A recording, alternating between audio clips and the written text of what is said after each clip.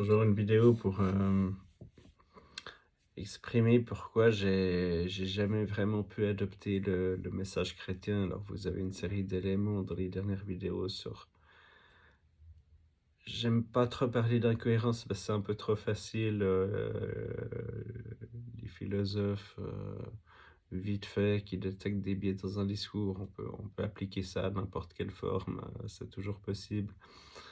Heu, là, j'ai des expressions corporelles sans le vouloir quand je parle, on peut dire que c'est de la manipulation, enfin, on peut aller jusque-là, tu vois?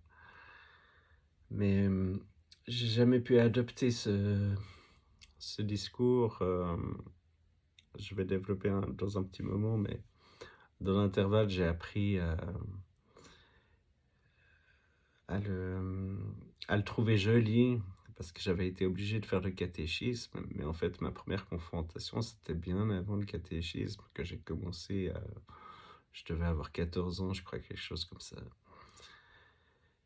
Catéchisme protestant, puis, mais ma première confrontation, c'est en fait ma mère, au premier temps où on a emménagé après France, j'ai été emmené à l'église, je devais avoir, 8 ans, quelque chose comme ça. Puis comme j'étais très poli et que je me tenais très bien, j'ai aujourd'hui un gamin de 8 ans dans une église, tu te demandes quand il va demander à sa mère de sortir, mais moi je me tenais parfaitement, donc j'ai supporté, c'était quoi? Genre, je sais plus moi, 1h30 ou j'en sais rien,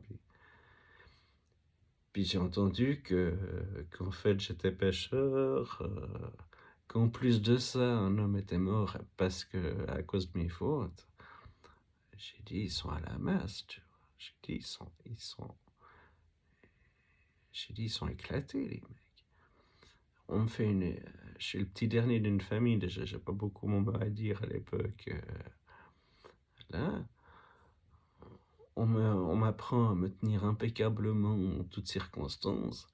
Moi, on m'emmène dans une église, puis on commence à me dire que je fais plein de fautes, puis qu'on est mort à cause de moi. C'est dissonant, tu vois? Moi, j'ai pas accepté ça.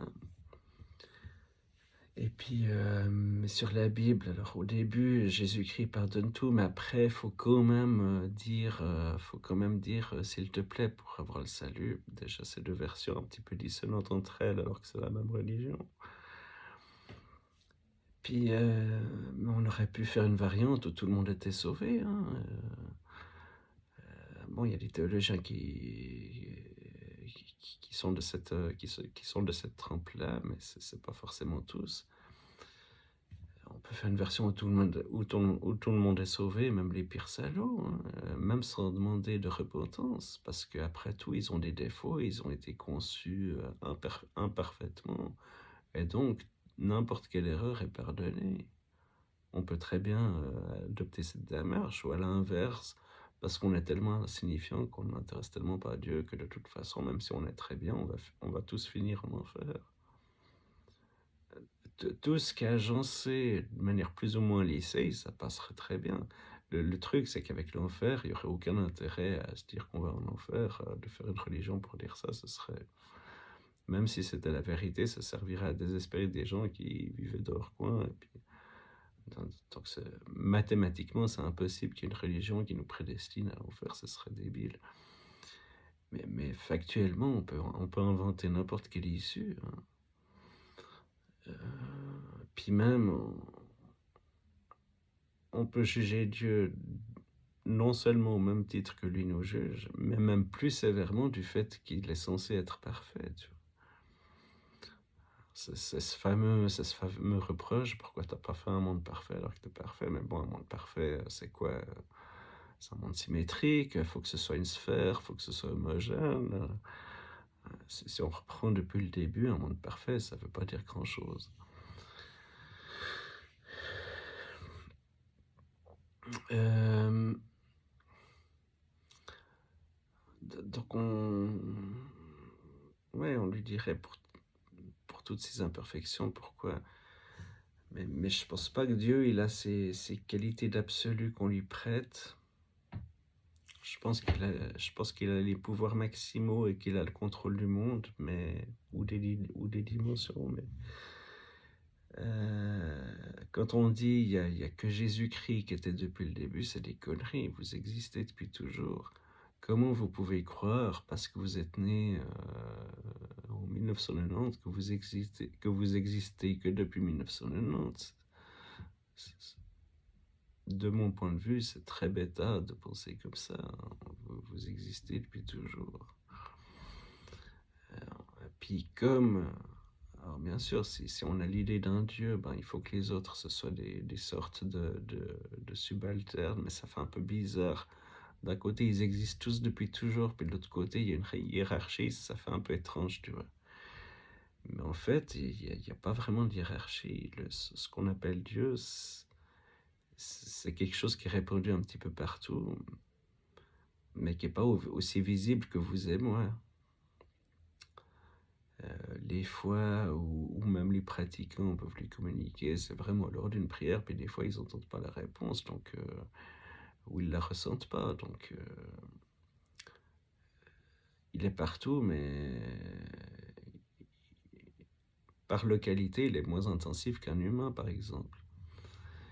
Donc en fait, c'est en fait toutes ces variations de ce qui existe, qu'elle a depuis toujours, potentiellement depuis toujours ou depuis le début.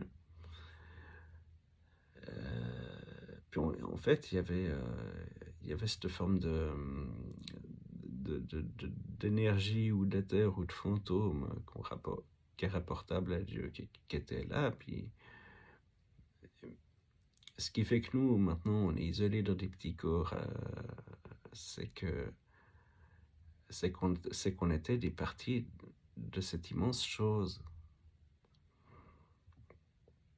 Probablement qu'il reste une partie de cette immense chose qui est distincte de la somme des identités qu'elle a générées.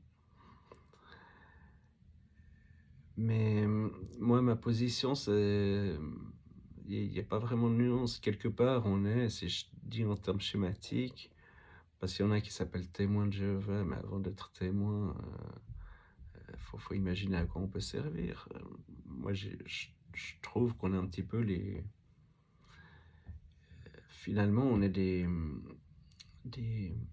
des outils, en quelque sorte, de confirmation de bon accomplissement du monde.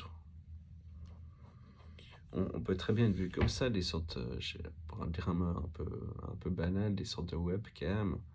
Dieu, il laisse une partie du monde, un moment, ça a l'air de bien se passer, il va ailleurs, et puis après, nos cerveaux, ils servent à enregistrer comment ça se passe, une sorte d'assurance qualité, ou de... Pour permettre à cette entité générale d'avoir un auto-apprentissage. D'un côté, oui, elle peut maintenir les choses, mais elle a quand même envie de savoir si les gens largués ils finissent par quand même s'en sortir, si la souffrance, elle peut avoir une fin. Quelque part, des fois, ils se posent aussi la question, je suis sûr. Hein. Je suis sûr qu'ils cherchent la réponse, puis qu'en fait, leurs existences, elles contribuent à donner la réponse. Puis le progrès scientifique, c'est une manière de dire, ben, quand l'homme est laissé tout seul, il peut progresser. Et que quelque part, quand ces gens meurent, ils disent à Dieu, oui, il y a eu un gain. Voilà. Ça, c'est ma façon de voir un petit peu le monde à l'âge que j'ai aujourd'hui. Bonne journée.